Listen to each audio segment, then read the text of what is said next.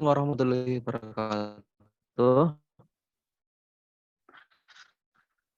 NPM 19 10 10 10 68, kedua Melita Triseki NPM 19 10 10 10 73, yang ketiga Sofi Puji Utami NPM 19 10 10 10 69, yang keempat Clarissa Sasti Bintoro NPM 19 10 10 10 22, yang kelima Muhammad Aditya Musaki NPM 19 10 10 10 77, yang keenam Diniwati Rahmatika NPM 19 10 10 10 63 akan mempresentasikan tentang pendapat kami mengenai sebuah artikel yang berjudul Penguatan Model Basis Kelembagaan Lokal Masyarakat Pesisir Perspektif Gender di Kabupaten Bantul yang dikarang oleh Oktiva Anggrain Muhammad Agus dari dosen Universitas Widya Mataram Yogyakarta dan dosen Universitas Pekalongan.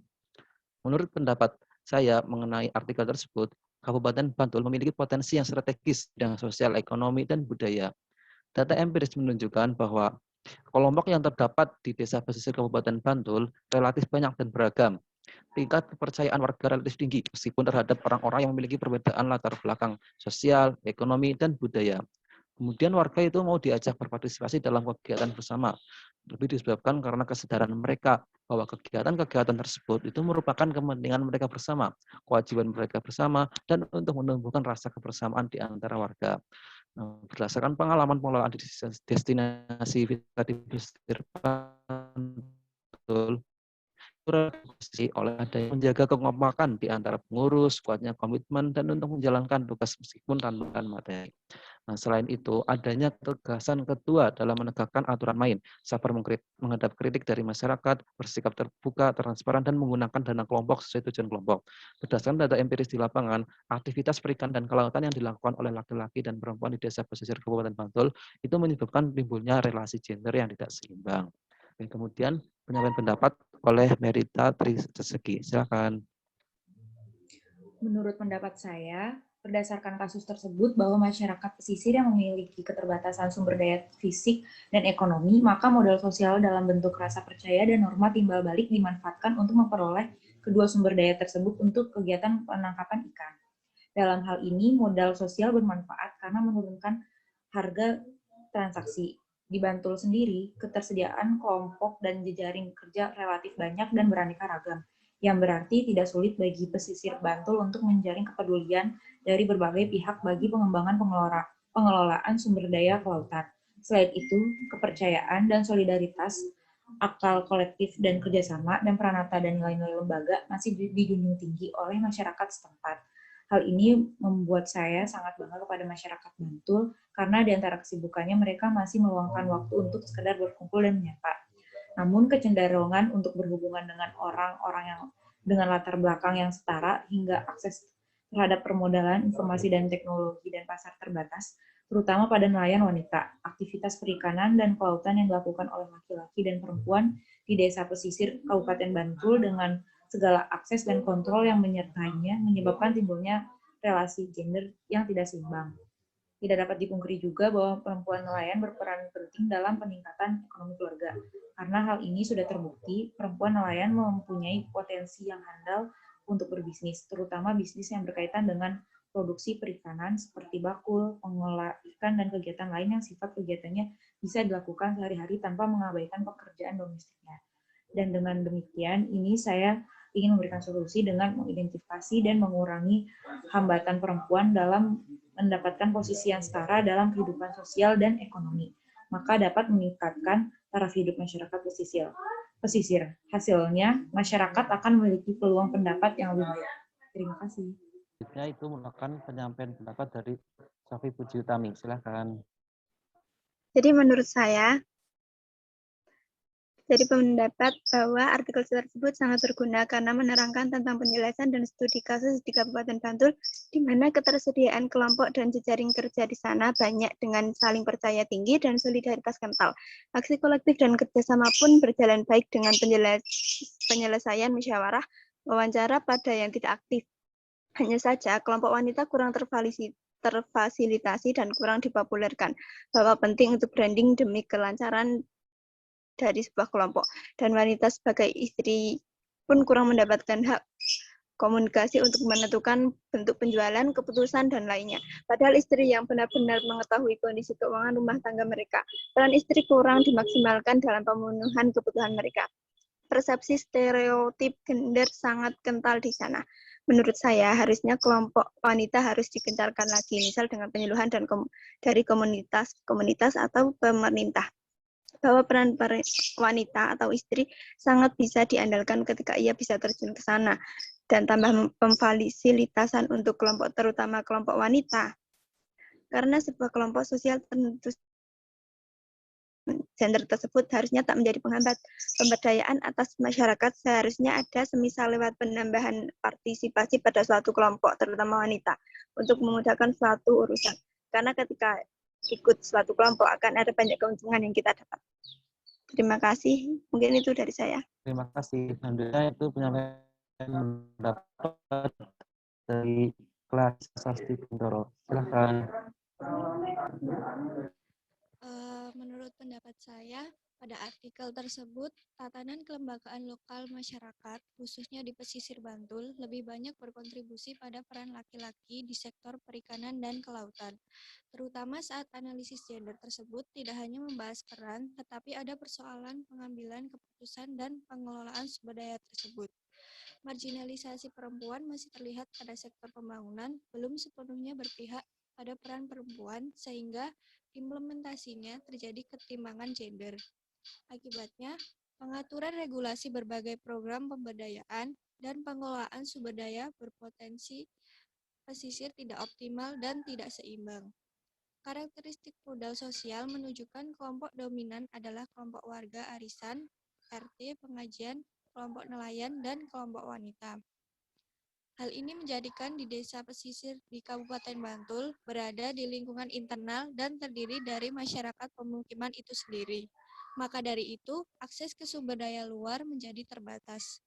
Namun, dengan adanya kelompok atau tatanan memudahkan dalam peningkatan kesadaran warga dan akan memudahkan dalam menerima bantuan dari berbagai pihak, terutama pemerintah. Hal tersebut terwujud dengan terciptanya tingkat partisipasi dalam kelompok yang cukup baik, tingkat kepercayaan dan solidaritas relatif tinggi, nilai-nilai masih dipegang teguh, dan menghasilkan aksi kolektif serta kerjasama yang relatif cukup tinggi. Terima kasih. Oke, terima kasih. Selanjutnya penyampaian pendapat oleh Muhammad Aditya Mustaqi. Silakan. Baik, terima kasih. Menurut saya, karakteristik kelembagaan dari masyarakat pesisir Kabupaten Bantul dari segi ketersediaan kelompok dan jejaring sosial itu berjalan dengan baik. Hal itu dapat dilihat dari banyaknya jumlah kelompok di desa pesisir Kabupaten Bantul. Nah, kebanyakan kelompok di sini adalah kelompok yang memiliki hubungan dengan keadaan sekitar seperti kelompok nelayan, pengajian, dan wanita nelayan. Dari beberapa kelompok tersebut biasanya dilakukan rembuk kelompok. Nah, dengan adanya rembuk kelompok yang biasa dilakukan warga sekitar, maka akan menjaring kepedulian dari berbagai pihak bagi pengembangan pengelolaan sumber daya kelautan. Perkembangan kelompok di sekitar pesisir juga rata-rata berjalan dengan baik. Namun ada juga kelompok yang kurang berkembang, yaitu kelompok wanita nelayan Niswati Bahari, dikarenakan jejaring kerjanya masih terbatas dalam lingkup komunitas.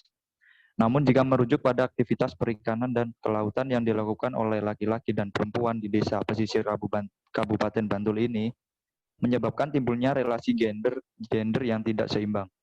Hal itu dapat dilihat dari besarnya pengelolaan sumber daya, sistem pengelolaan pasca panen dan hasil laut, serta aktivitas level rumah tangga. Dalam hal pengelolaan sumber daya serta pengelolaan pasca panen dan hasil laut, nelayan wanita masih minim kontrol dalam pemberian kewenangan. Nelayan wanita seringkali tidak hadir dalam penentuan keputusan akhir pada aktivitas pengelolaan perikanan dan kelautan yang dilakukan. Hal tersebut yang mengakibatkan relasi gender yang terdapat dalam kehidupan nelayan belum seimbang. Terima kasih. Terima kasih. Selanjutnya adalah penyampaian pendapat terakhir dari Mbak Diniwati Rahmatika. Silakan. Terima kasih. Kemudian pendapat saya mengenai artikel penguatan modal sosial berbasis kelembagaan lokal masyarakat pesisir perspektif gender di Kabupaten Bantul. Berbagai upaya telah dilakukan oleh pemerintah untuk menanggulangi kemiskinan. Salah satunya pada daerah Bantul, di antaranya dengan mengurangi kerentanan masyarakat miskin dan persoalan kesetaraan gender di bidang perikanan dan kelautan. Solusi ini diambil melihat lebih dari 45 juta penduduk dunia bergerak di sektor perikanan dan kelautan, baik sebagai pekerja tetap maupun sambilan. Dari 86 negara, 5,4 juta wanita bekerja di sektor kelautan dan perikanan. Bahkan di Cina dan India, jumlah wanita nelayan mencapai 24%, lebih dari 60% hasil perikanan dipasarkan oleh wanita nelayan. Kemudian, Kabupaten Bantul juga memiliki potensi perekonomian kelautan yang tinggi. Hal tersebut dilaksanakan di Kabupaten Bantul, ditandai dengan Kabupaten Bantul tahun 2012 telah diatur pengarus utamaan gender di bidang pertanian, termasuk perikanan dan kelautan. Tetapi implementasinya dijumpai ketimpangan gender. Hal ini mengisyaratkan regulasi saja tidak cukup. Wanita nelayan sebagai salah satu komponen penting dalam pengelolaan pesisir lebih sering terbatas dalam akses modal, informasi, teknologi, dan jarang diikutsertakan dalam pengaturan regulasi berbagai program pemberdayaan. Akibatnya, pengelolaan sumber daya potensi pesisir tidak optimal dan penguasaan sumber daya tidak seimbang antara laki-laki dan perempuan. Hal ini dapat dilihat dari sisi penyelenggaraan program, di mana 1. Kentalnya persepsi dan stereotip gender di kalangan penentu dan pelaksana program, serta masyarakat yang sangat kental pada stereotip peran domestik menjadikan kegiatan-kegiatan pengentasan kemiskinan cenderung dominan dalam memenuhi kebutuhan praktis dan kurang dalam pemenuhan kebutuhan strategis gender. Program yang cenderung tidak berkelanjutan berakibat pada kurangnya peningkatan ketahanan pangan. Kemudian, lemahnya sosialisasi dan penunjukan lembaga pelaksana yang kurang tepat, banyak program yang keberhasilannya sangat ditentukan oleh kapasitas dan kapabilitas lembaga pelaksana dan SDM yang mengelolanya. Lalu, belum terintegrasinya pendampingan usaha UB yang menggunakan pendekatan partisipatif berperspektif gender yang mencakup pendampingan dari sisi produksi maupun pemasaran, sehingga sekalipun ada keberlanjutan usaha bersama, namun kontribusi sebatas pada strategi survival. Mungkin itu yang dapat saya sampaikan. Terima kasih. Oke, terima kasih. Selanjutnya, penyampaian kesimpulan dari artikel tersebut. Silakan untuk Dinewati Rahmatika bisa disampaikan kesimpulannya. Baik, sebelumnya terima kasih.